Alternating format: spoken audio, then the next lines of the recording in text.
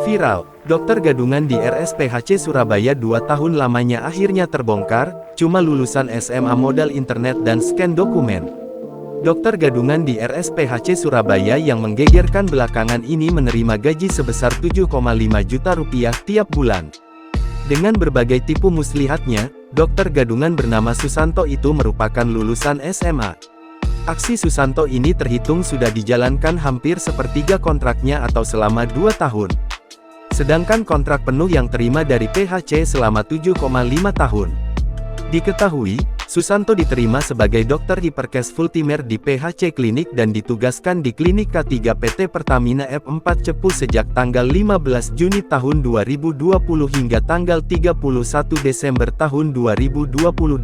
Ia mengklaim mendapatkan upah hingga 7,5 juta rupiah per bulan, termasuk tunjangan lain dari Rumah Sakit PHC Surabaya. Beraksi sejak April tahun 2020, Susanto yang saat itu melamar lowongan kerja di RSPHC Surabaya untuk posisi tenaga layanan klinik sebagai dokter first aid. Ia kemudian mencari berbagai data di internet untuk dipalsukan agar dirinya bisa melamar kerja tersebut. Aksi yang kemudian membuat rugi PHC Surabaya hingga 262 juta rupiah. Susanto menggunakan identitas Dr. Anggi Yurikno, dengan mengganti foto saja. Identitas ini ia sertakan dalam lamaran secara online melalui email HRD Rumah Sakit PHC Surabaya. Upaya penipuan Susanto berhasil, karena ia kemudian dihubungi oleh PHC untuk menjalani sesi wawancara daring pada tanggal 13 Mei tahun 2020 bersama calon karyawan lainnya.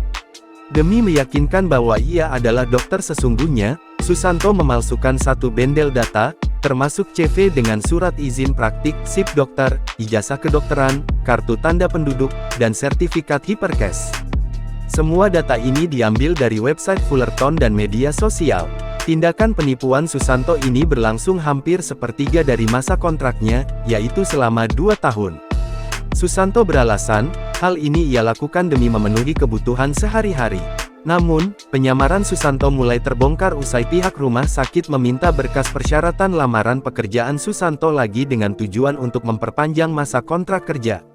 Pihak PHC menemukan kejanggalan saat memeriksa berkas Susanto yakni adanya ketidaksesuaian antara hasil dengan sertifikat tanda registrasi yang dikirimkannya dan akhirnya penyamaran Susanto terbongkar.